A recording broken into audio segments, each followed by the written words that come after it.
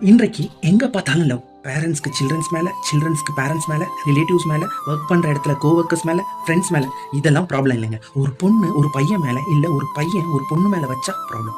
இந்த லவ் எப்படி வருது, என்னென்ன மாதிரி வருது? சிலர் பள்ளியில் அல்லது கல்லூரியில் அல்லது பணிபுரியும் அலுவலகத்தில் பல வருடம் ஒன்றாக பழகும் போது இயல்பாகவே இன்ஃபாக்சுவேஷன் வருவது உண்டு. இந்த இன்ஃபாக்சுவேஷன் பல வருடம் ஒன்றாகவே படிக்கும் பள்ளி அல்லது கல்லூரி பருவத்தில் டீனேஜ் பிள்ளைகளுக்கு வருவது அதிகம்.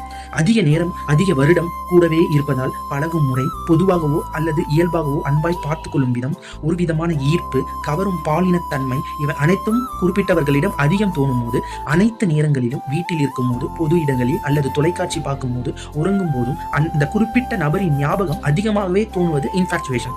இந்த இன்ஃபாக்சுவேஷன் பள்ளி பருவத்தில் ஒருவரிடம் தோன்றும், பிறகு கல்லூரியில் பழகும் ஒரு நபரிடம் தோன்றும், பிறகு அலுவலகத்தில் தோன்றும். இதை காதல் என்று உறுதி செய்வது ஒரு கடினமான, சிந்திக்க வேண்டிய ஒரு அபாய செயல். நீங்கள் கேட்கலாம், ஏன் காதல் என்று உறுதிப்படுத்தக்கூடாதா? பள்ளி கல்லூரி பருவத்தில் மெச்சூரிட்டியுடன் பிள்ளைகள் முடிவெடுக்க இயலாது. வாழ்க்கையின் அர்த்தம் புரியாமல், அனுபவமின்றி கரெக்ட் சாய்ஸ் தேர்ந்தெடுக்க தெரியாமல் விழுந்து தவிப்பார்கள் பிள்ளைகள் என்பதால் தான் காதல் கல்யாணம் என்றாலே பெற்றோர்கள் மறுப்பதற்கும் கவலைப்படுவதற்கும் காரணம். இன்னொரு முக்கியமான காரணம், காதல் திருமணத்திற்கு தடை சொல்லுவது ஜாதி, கலப்பு திருமணம், கௌரவம் போய்விடும் போன்று பல. இதை பற்றி நாம் பேசாமல் இருப்பது நன்று. அரேஞ்ச் மேரேஜ் உறவுகளின் மூலம் தெரிந்த இடத்தில் நல்ல பெற்றோர்கள், நல்ல குடும்பம். நாளைக்கு பிரச்சனை என்றால் அனைவரும் வைத்து தெளிவு பெற கருத்து பேசி சேர்த்து வைக்கலாம். மற்றும் நம் வீட்டில் நம் குழந்தைகளுக்கு இருந்த அனைத்து வசதியும் தேவைகளும் புகுந்த இடத்திலும் கிடைக்கும் என்பது பெற்றோர்களின் எதிர்பார்ப்பு. இதனால் தான் லவ் மேரேஜ் பார்த்தாலே பயம் கொள்கின்றனர் பெற்றோர்கள். இப்படி பள்ளியில் ஒரு இன்ஃபாக்சுவேஷன், கல்லூரியில் ஒரு இன்ஃபாக்சுவேஷன், அலுவலகத்தில் ஒன்று.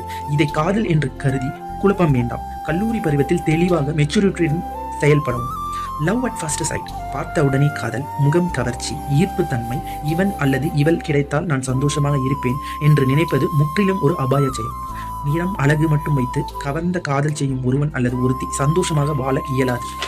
ஏனென்றால் ஒருவது செயல், கதாபாத்திரம், குணநலன்கள், பழக்க வழக்கம், அன்பு கொள்ளும் விதம், உதவும் குணம், போட்டி பொறாமையின்றி பொறுமையுடன் செயல்படும் நல்ல ஆண் அல்லது பெண், நம் உடனே பல வருடம் பழகி நம்மை பற்றி நன்கு அறிந்த, நம் கூடையே பயணித்த ஒரு நல்ல நட்பின் உறவை காதலாக மாற்றுவதுதான் உண்மையான வலுவான காதல்.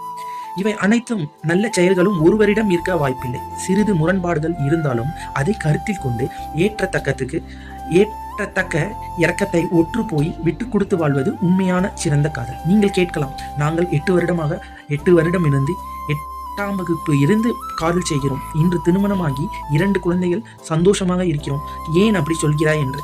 பள்ளியில் தோன்றி பிறகு கல்லூரியில் நட்பின் களம் மாறலாம், நட்புகளும் மாறலாம். உண்மை காதல் வலுவின்றி போகலாம், மனம் மாறலாம். இருவருக்குமே காதலின் வலு உறுதியின்றி முறியலாம். கல்லூரி பருவத்தில் தப்பித்து போனார்